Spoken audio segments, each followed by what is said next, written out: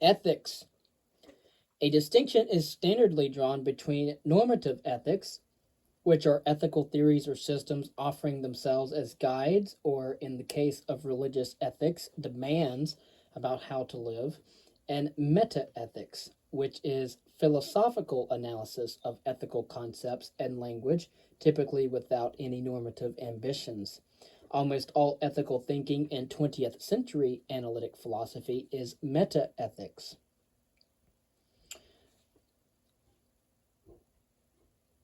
At least until the last few decades, when applied ethics addressing dilemmas in medical practice, business, war, scientific research, and more began to grow in influence alongside the increasingly technical refinement of meta ethical debate.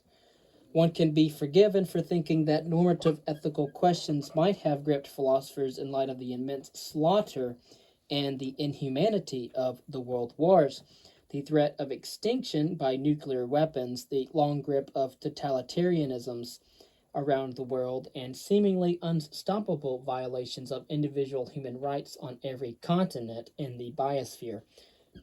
Yet, in analytic philosophy, it was as if the sheer horror of so much inhumanity made it actually necessary to look away to something calmer, cooler, and more manageable. Instead of investigating what it is that made such a thing as the Holocaust or genocide, which is the industrial murder of millions, morally tolerable to some, at least for a time, analytic philosophers therefore investigated the logical connection between an imperative, such as close the window, and the ability of someone in the circumstance to obey. For if the window is already closed, does that make the imperative in some sense like a statement that is false? What sense is that?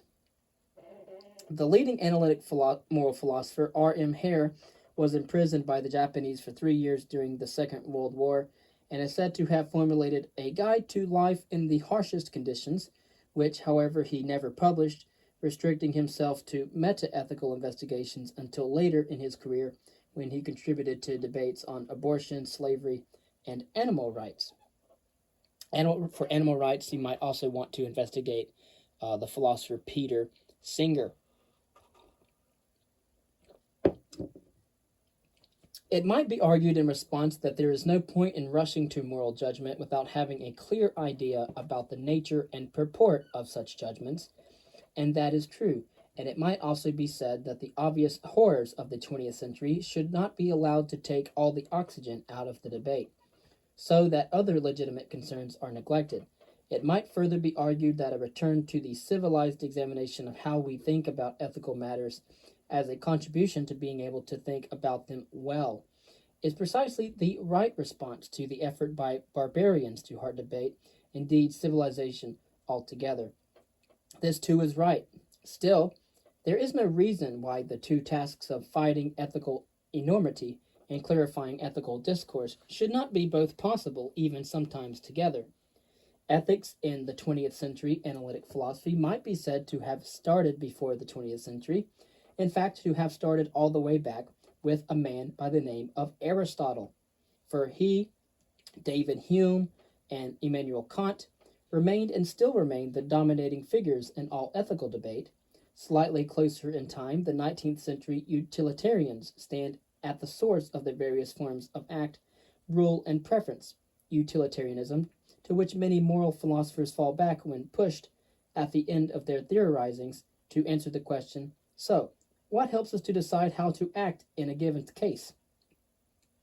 And you might think about the utilitarians as Jeremy Bentham and his disciple John Stuart Mill.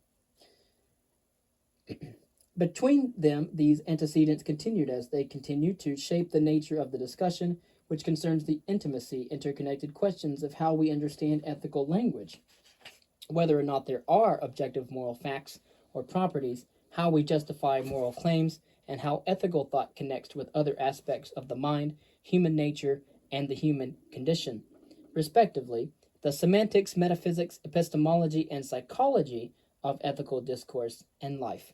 But for a more proximate beginning, ethics in 20th century analytic philosophy might be said to start with E.G. Moore's Principia Ethica. discussed in the section on his philosophical outlook.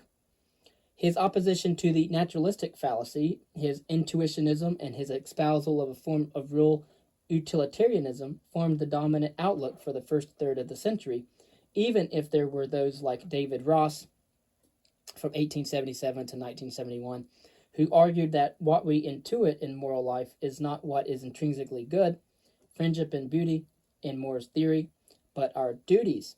Ross acknowledged that duties can conflict with each other and argued that a choice of which to obey has to be made on the merits of the circumstances we find ourselves in. He took it that with this adjustment, the intuitionistic approach to ethics conforms to what most ordinary people would accept as a correct description of how they think about moral matters. Logical positivists agreed about the naturalistic fallacy, but disagreed about intuition, which, if it existed, would underwrite a realist view to the effect that ethical judgments involve reference to objective properties or states of affairs whose presence or absence confers truth value on those judgments.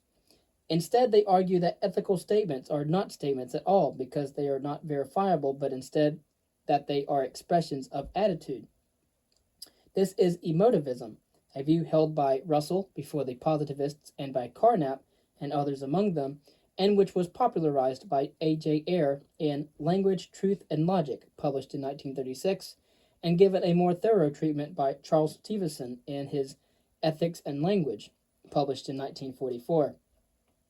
Charles Stephenson, 1908 to 1979, was educated at Yale University, then at Cambridge University, where he attended classes by E.G. Moore and Wittgenstein, as a result of which his interest changed from literature to philosophy, and finally at Harvard for his Ph.D. He taught for a number of years at Yale, which eventually denied him tenure because of his espousal of emotivism, in particular because he argued that some moral disputes cannot be settled on rational grounds, and that we have to resort in such cases to non-rational grounds. The University of Michigan gave him a post instead, where he remained for the rest of his career. Stephenson saw himself as qualifying and supplementing what Russell, Ayer, Carnap, and others had said in favoring a non-cognitivist view of moral language. His chief point was that ethical terms have emotive meanings, by which he meant that because of their history of usage, they have a tendency to express the attitudes of speakers and to evoke attitudes in hearers. Factual discourse is also expressivist, and that it expresses a speaker's beliefs. People rarely talk about their beliefs, as one might say in saying, I used to believe that Jones insulted Smith, but instead just expresses them as Jones insulted Smith. But more than this is happening in an assertion such as Jones ought not to have insulted Smith, because it is not just about what happened, but more significantly conveys the speaker's disapproval of it. Although beliefs are implicit in ought sentences, the attitude they convey is what is relevant to determining what kinds of reasons are relevant to handling cases of moral disagreement and uncertainty that might arise from their use. But this is not the end of the story. Equally important is that in uttering a moral statement, the speaker is not only expressing his or her attitude, but intending that his or her choice of emotive terminology will evoke a similar attitude in his or her hearer. Stevenson changed the word evoke to invite after discussion with J.O. Urbanson as better capturing the speaker's point in communicating his or her attitude, for although sometimes speakers will express attitudes simply to vent their feelings, it would be odd to have attitudes of approval and disapproval, but not, in most cases, to wish that anything might follow to promote or inhibit what elicits them. This is the autobiographical mode of moral discourse, relating to speakers' own attitudes and their intentions in expressing them. What of non-autobiographical cases such as X is good? In parallel with the autobiographical case, it would seem that the right analysis is that it expresses an imperative or exhortatory injunction. Let us approve of X. Stevenson says, it must be remembered that imperatives in this connection are useful only for the purpose of analogy, and indeed only for the purpose of cutting through the supposition that ethical sentences can express nothing but beliefs. We see this in comparing the connection between X is good and let us approve of X. with the connection between X is yellow and let us believe that X is yellow. Stevenson says the later model, unlike the former, is altogether useless, since it cuts through no supposition that needs to be cut through. The analogy with the autobiographical case, therefore, highlights the respect in which statements of ethical judgment are more than merely expressions of attitude. In ordinary talk of moral matters, people are happy to say, that's true or false, in response to statements such as, Tom is a good man. On a non-cognitivist view, such as Stevenson's, the view that no matter of fact is being described, just the speaker's attitude. How is this to be understood?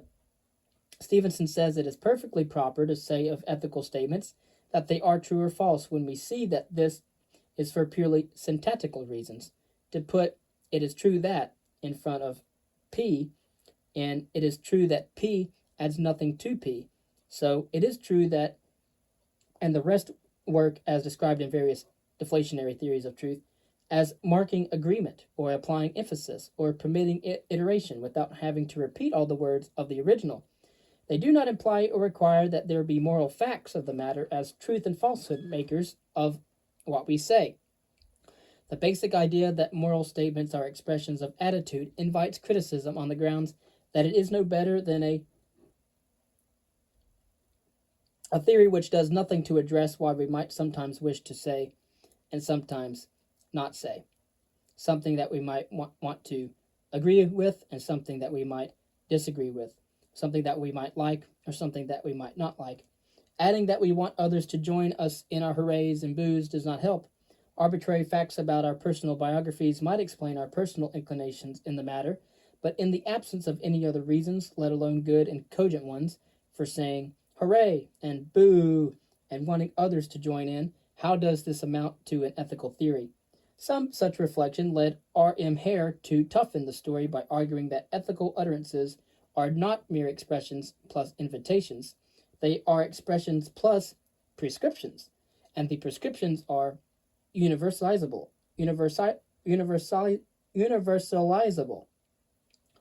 R.M. Hare, from 1919 to 2002, was White's professor of moral philosophy at Oxford.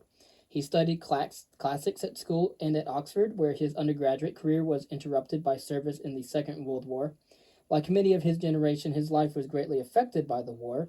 He was deploying with an artillery unit in India and Singapore, where he was captured by the Japanese when the latter fell to them.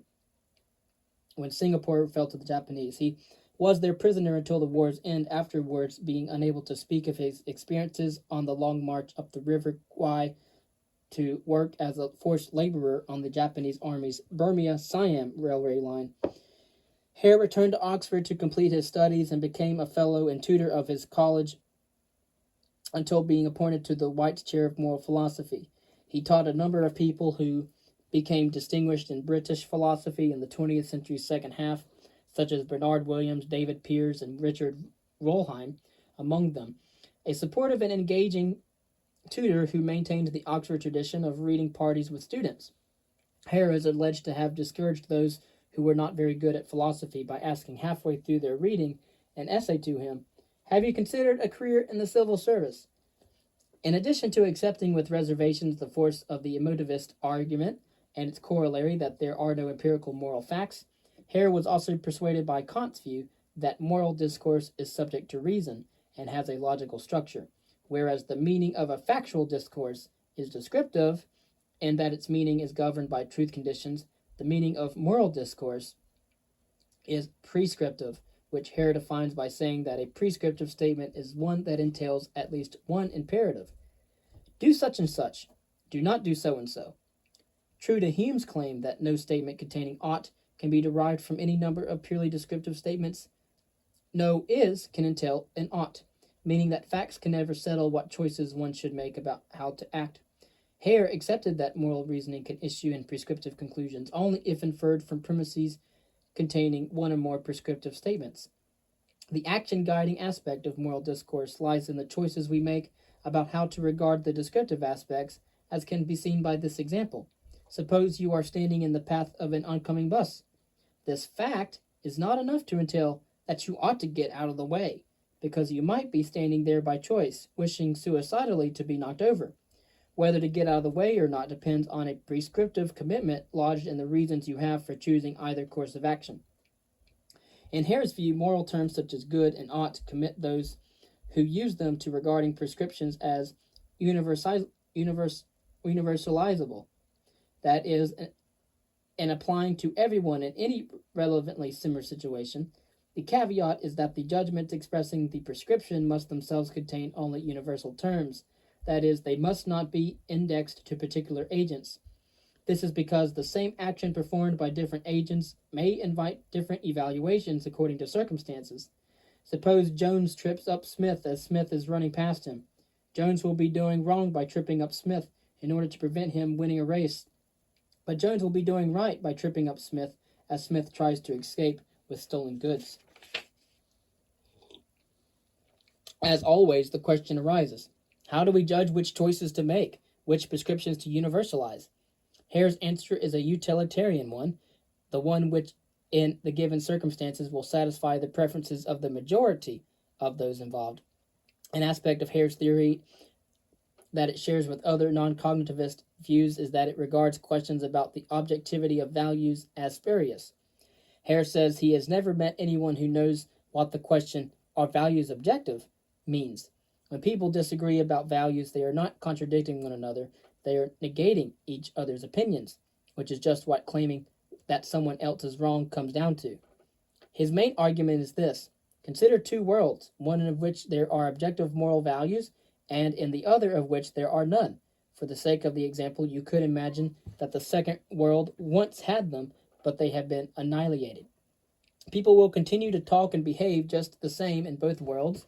There is no difference between them.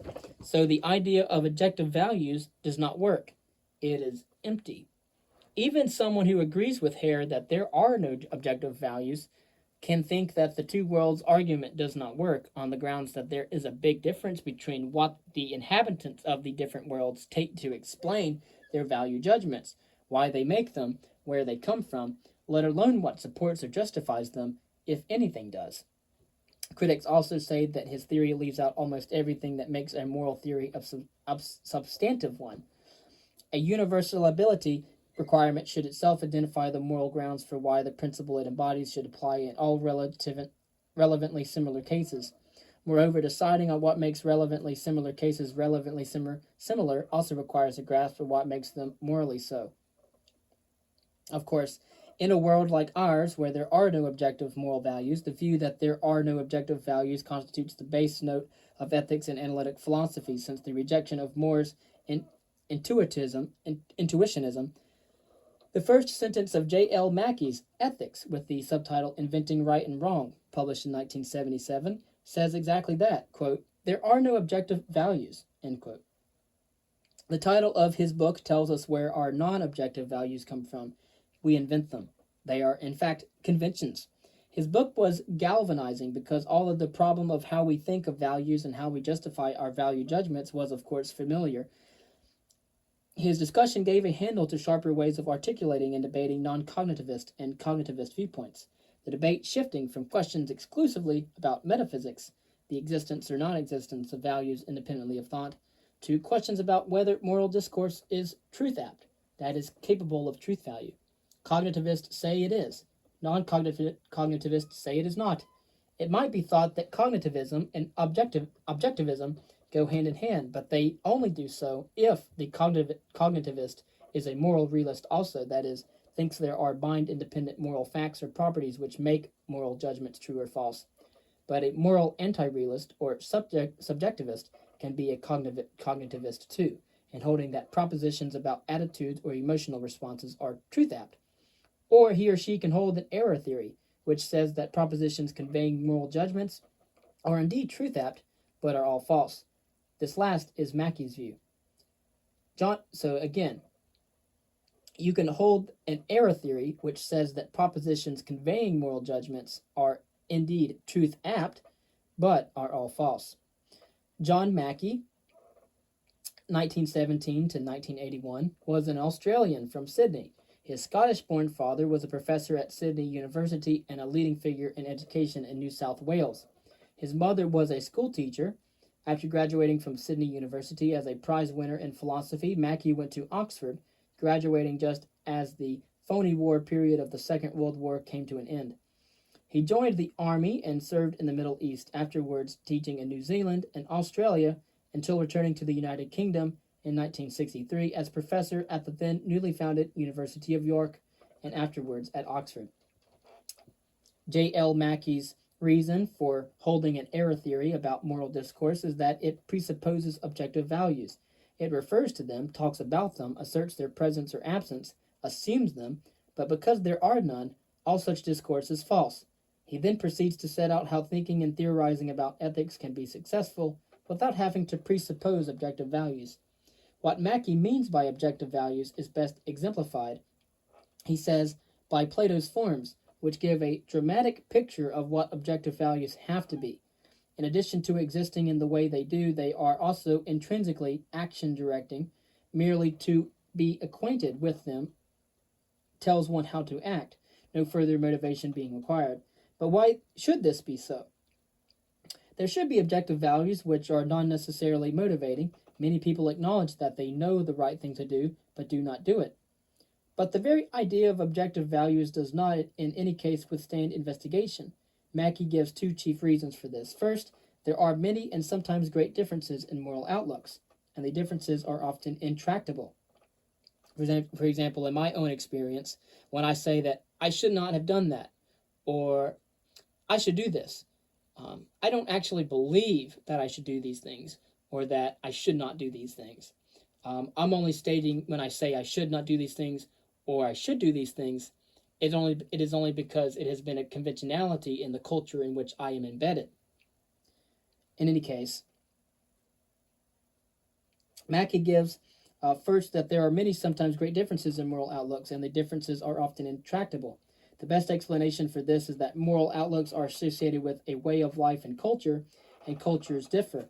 It is implausible to think that one culture has correct or privileged access to objective moral values and others do not.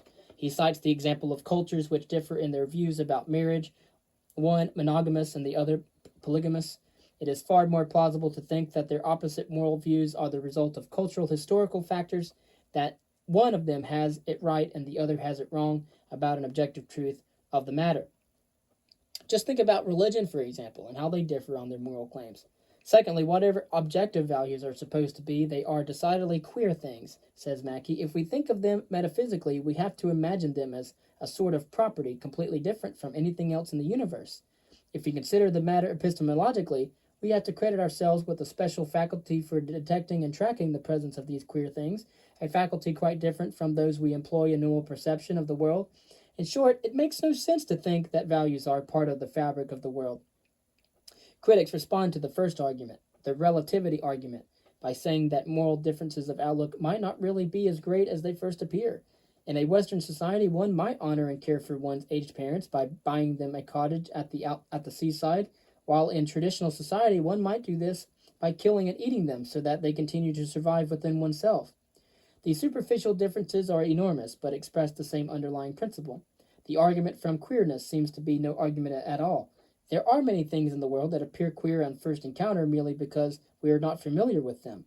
Kangaroos, many extremely weird-looking species of deep-sea fish, occurrences on the event horizon of a black hole, quantum entanglement, so merely being queer relative to what is familiar is no argument that something does not, still less cannot exist. More to the point is the problem of how, if objective values exist, we detect them.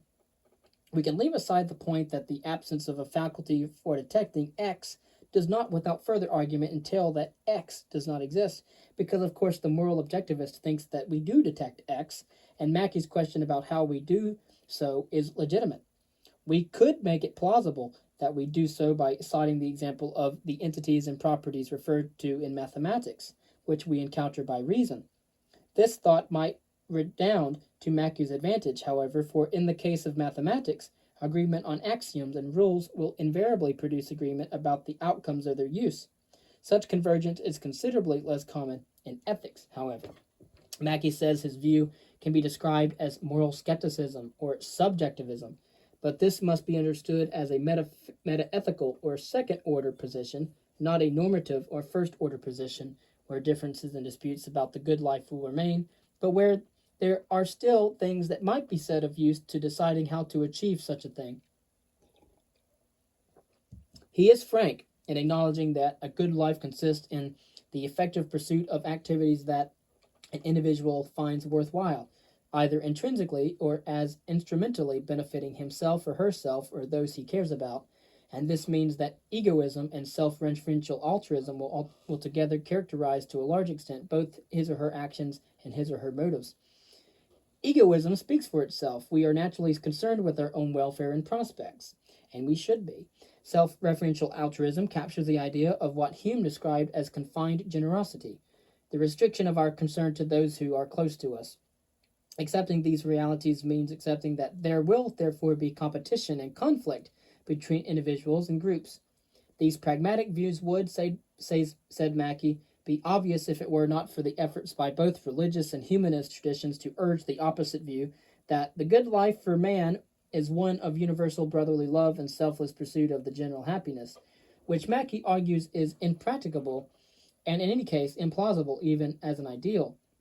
But this can be tempered by the point that any possible and certainly any desirable human life is social, and this means that cooperation is a significant value with all it entails, not least its corollary that extreme individualism is not the answer to the implausibility of universalism. It was mentioned at the outset that Aristotle, Hume, and Kant and the utilitarian loom over ethical debate, but of course the general thrust of the outlooks they each influence is significantly different from the others. One can identify three species of outlook.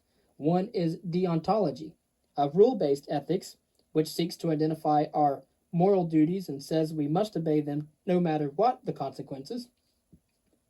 Kant was a deontologist. The second is consequentialism, a results-based ethics, which says that the right thing to do is what will have the best consequences, however we identify these. Whether it's maximizing happiness or utility for the majority is the nub of the utilitarian version. The third is virtue ethics, a person-centered ethics, which says that the fundamental ethical question is, what sort of person should I be? And therefore emphasizes moral character rather than acts or their consequences. The fountainhead of thinking about virtue ethics is Aristotle. The first two views dominated philosophical ethics in the modern era, that is, from the time that ethical debate resumed in the 18th century after more than a millennium during which the dominance of Christianity had silenced discussion of moral principles, the divine command morality of the scriptures being assumed or claimed to settle all matters of right and wrong and how to live.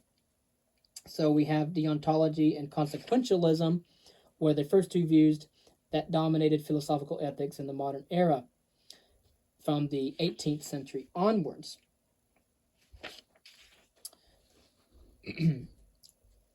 But in a seminal paper published in 1958 called Modern Moral Philosophy, Elizabeth Anscombe, 1919 to 2001, argued that both deontology and consequentialism assume a foundation for ethics in the concept of obligation, which makes no sense in the absence of a lawgiver which or who, such as the deity of religious morality, imposes it.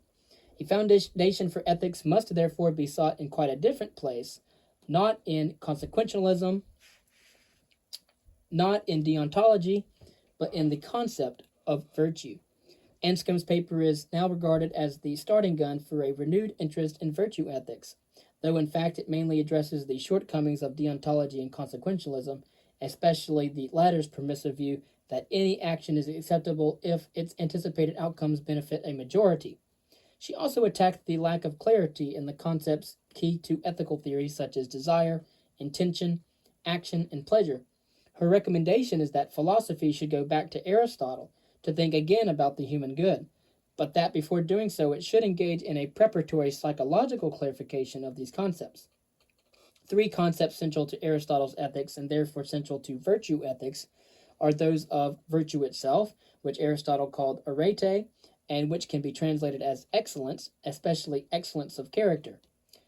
Then there is practical wisdom in Aristotle's Greek phronesis, and the flourishing or happiness in Aristotle's Greek eudaimonia. Consider each in turn. Virtues are character traits such as honesty, integrity, courage, prudence, kindness, a sense of justice, self-restraint, or continence, and the like. From these character traits flow the virtuous behavior associated with them. A virtuous person keeps promises and honors obligations not because it is a duty to do so, or because the consequences are preferable to those that follow from not doing so, but because he or she is a person of integrity. Virtues are, of course, all this is convention, but virtues are not all or nothing. Some people are more honest than others, some are more courageous than others, although there is nothing telling us that we should be one or the other, or should we be any of those at all. But being virtuous in one respect does not entail being virtuous in all. A courageous person might not be a kind person, or a continent one. However, in this case, there is a danger that courage might in fact turn out to be cruel or rash, so the idea of the unity of the virtues becomes an attractive one. This latter point is connected with the idea of practical wisdom. Phronesis, which is in contemporary terms can be thought of as sober good judgment of the kind you would expect to find in a sensible, reflective, mature person with experience of life. Aristotle indeed thought that experience and maturity are required for virtue, but clearly there can be young people with practical wisdom who accordingly can be courageous, kind, continent, and the like, even more so than adults. For Aristotle, eudaimonia, or happiness, attends the living of a virtuous life. The translations of this term into happiness and flourishing are unsatisfactory, however, because dogs can be happy and forests can flourish, whereas eudaimonia is the achievement of a rational life, reason being the highest and most distinctive feature of humanity. Reason plays central roles in the other two species of ethics, of course. For Immanuel Kant, moral laws are rational laws, and for utilitarians, judging how to act requires working out and anticipating consequences. In virtue ethics, however, it is not recognizing and obeying a principle or calculating an effect, but possessing practical wisdom. That enters constitutively into the good life. And the good life itself has a character, no doubt different in its details for each individual, but common in what it shares, the quality of eudaimonia, the achievement of rational life, reason being the highest and most distinctive feature of humanity. One of the strengths of the virtue ethics approach is that when one considers what is required for recognizing one's duties and seeing how to act in accordance with them, as deontology requires, or determining what rules to follow in the hope of maximizing utility, as the rule utilitarian view requires, act utilitarianism only has one rule: maximize utility in this case. It is necessary to apply thought, imagination, and the lessons of experience, in short, phronesis, to do so. One can therefore cut out the theorizing about duties and consequences, and see that cultivation and possession of the virtues which turn on phronesis is sufficient of itself. This rebuts the criticism often directed at virtue ethics that it focuses solely on the agent, her or himself, and not on what she or he does, thus addressing only the question of what kind of person one should be, rather than any questions about what one should do when faced with a necessity to choose. At the insistence on phronesis shows the account of what one is incorporates already an account of what one therefore typically does. Leading figures in the development of virtue ethics include Philippa Foot, 1920 to 2010, and Alasdair MacIntyre, born in 1929. The former once began a lecture by saying, "In moral philosophy, it is useful, I believe, to think about plants." This is Philippa Foot. Her reason is that there is much in common between evaluating whether plants are healthy and flourishing and evaluating whether a human individual is so. The idea of a conceptual structure of evaluations plays its part. The underlying grammar of talking about a healthy human being and a eudaimonia human being have much in common. It is part of human flourishing to be an effective practical reasoner, rather as it is an aspect of being a healthy human that one's knees and stomach are in good working order. Identifying virtues is in part a matter of recognizing what the way of going on as a human being tells us. Think of the example of another species, another apex predator such as wolves. Wolves hunt in packs and keep themselves going by doing so. A wolf which does not contribute to the hunt but helps to eat the prey is a freeloader and therefore defective in the required kind of wolfishness. Analogously, part of the way humans go on is by making and keeping contracts. The implication is that breaking contracts is a defective, non virtuous thing to do. MacIntyre, in After Virtue, published in 1981, gives a communitarian twist to the idea of the virtues, arguing that the latter are constituted by the work they do in constituting communities. He characterizes virtues as dispositions which enable those who possess them to overcome barriers to learning more about themselves and the good, thus contributing to finding what is best both in what we do as human agents and in life as a whole. But the social dimension of the virtues is integral to them. The virtues find their point and purpose in sustaining those relationships necessary if the variety of goods internal to practices are to be achieved.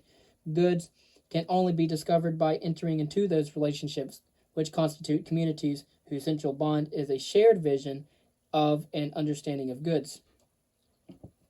As a Roman Catholic who had reconverted from atheism, which is surprising, acknowledging an affiliation with Thomism, it is natural for MacIntyre to attribute the shortcomings of deontology and consequentialism to their aspirations for secular rationality. He remarked that others, like Nietzsche, had rejected the idea of a moral rationality altogether because of that failure, and I would agree as well. In MacIntyre's view, however, an Aristotelian conception of goods and of excellence can supplement what is lacking in them. The upsurge of debate about virtue ethics made proponents of deontology and consequentialism consider how its ideas might be addressed or incorporated in their own approaches.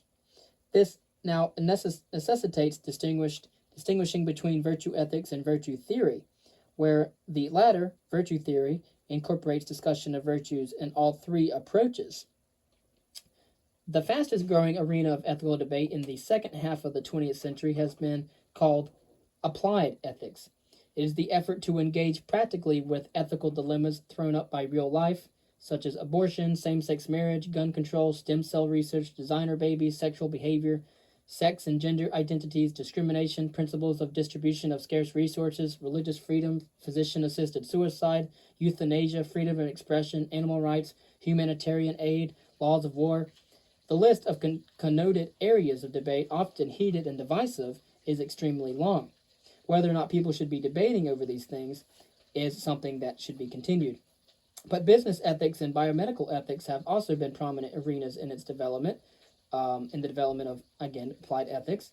It is an arena where meta-ethical and normative considerations mesh, often urgently, and one can see how the different approaches to ethical theory each provide resources. For example, reflective business people might ask themselves what kind of corporation they wish to run, that is, what ethos or character they wish to have as an entity, and then they're going to basically hold their employers to this. They might be faced with a problem whose urgent solution obliges them to consider what would be the outcome of different courses of action so that they can choose the optimal one, whatever that is in their own opinion, economically speaking, from a business standpoint. The professional body they subscribe to might prescribe certain duties that members must obey if they wish to continue to be accredited by it. So, in short, virtue ethics, consequentialism, and deontological considerations are respectively in play.